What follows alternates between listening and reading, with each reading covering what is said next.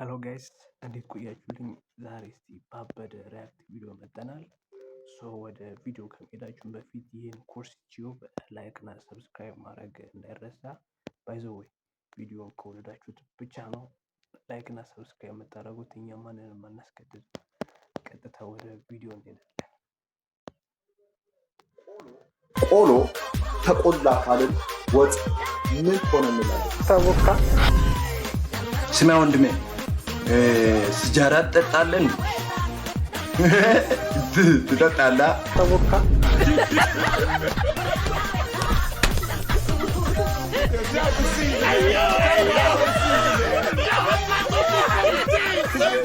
ብዙ ጊዜ እዚህ ሚዲያ ላይ የሚቀርቡ ሰዎች ግን ለምንድን ነው አላውቅም፣ በጣም የእውቀት ሌቭላቸው በጣም ዝቅተኛ ነው ወይስ አውቀው ነው?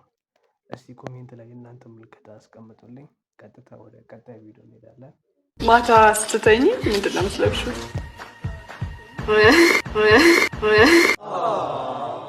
ከስር መልበስ አልወድም።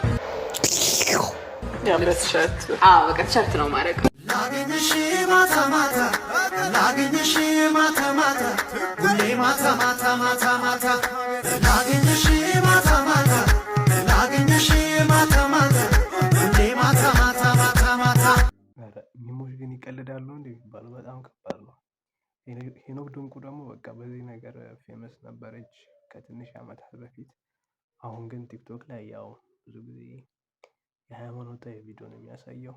ያርግለት፣ የእውነት ያርግለት፣ ልቡን ይመልሰው።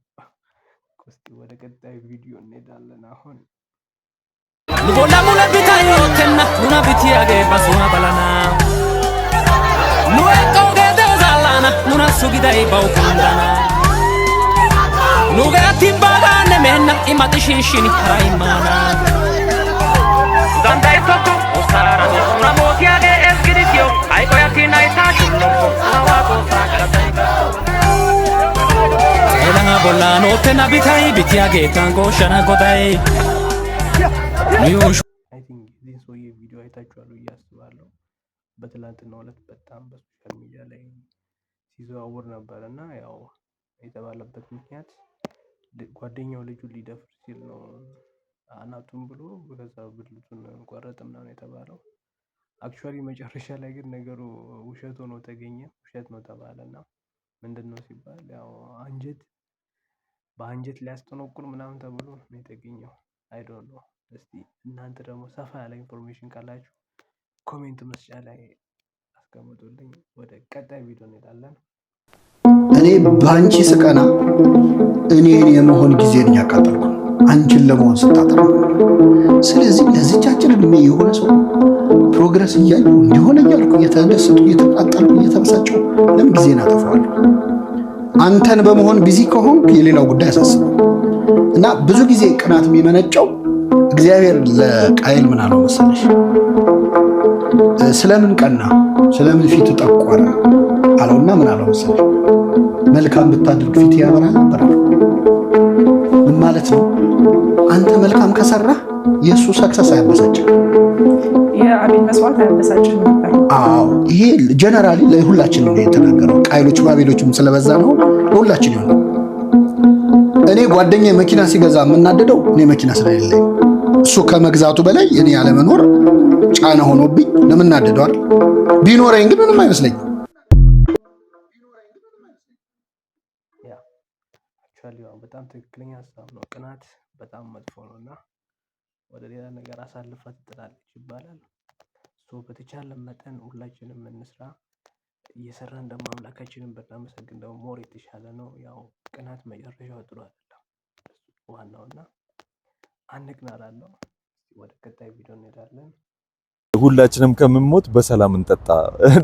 ቺርስ ማለት እኮ አላምንም ማለት እንደሆነ ታውቁታላችሁ። ድሮ ሰው እርስ በርስ አላምንም ለማለት በነፃነት በቃ ምንም ያለ ጭንቀት መጠጡን መጣት እንዲችል ቢካዝ የሰው ልጅ በዛን ጊዜ ገንዘብ ሲሰራ ገንዘቡ ባንክ ምናምን አልነበረም የሚያስቀምጠውና ራሱ ጋር ነበር የሚያስቀምጠው። ሶ እርስ በርስ ፖይዝን ይደራረጉ ነበር which is መርዝ ማለት ነው።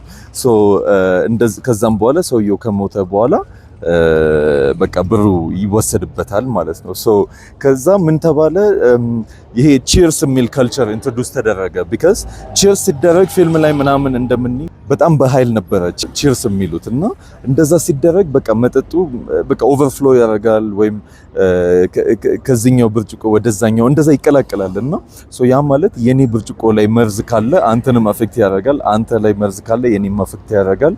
ሶ ሁላችንም ከምንሞት በሰላም እንጠጣ ለማለት ነበረ ቺርስ የሚባል ነገር የተጀመረውና እናንተ እስቲ ፈርስት ኦፍ ኦል አዲስ ሄርካቴ ስታይል እንዴት ነው ያምራል ወይ? ኔክስት ግን ስለ ቺርስ በነገርኳችሁ ነገር ምን እንደምታስቡ ራይት ሂር ኮሜንት ሴክሽን ላይ ጻፉልኝ። ይመቻችሁ። መልካም ቀን።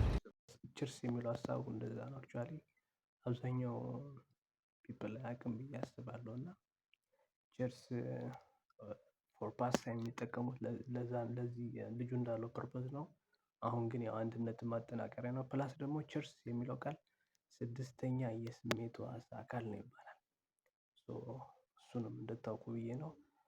ቪዲዮ ከተመቻችሁ ከተደሰታችሁበትና ፈታ ካላችሁበት ላይክ እና ሰብስክራይብ ማድረግ ደረሱ። በቀጣይ ቪዲዮ ምርጥና ባበደ እንመጣለን። እስከዛ ድረስ ፒስ ፎር ኦል ጋይስ።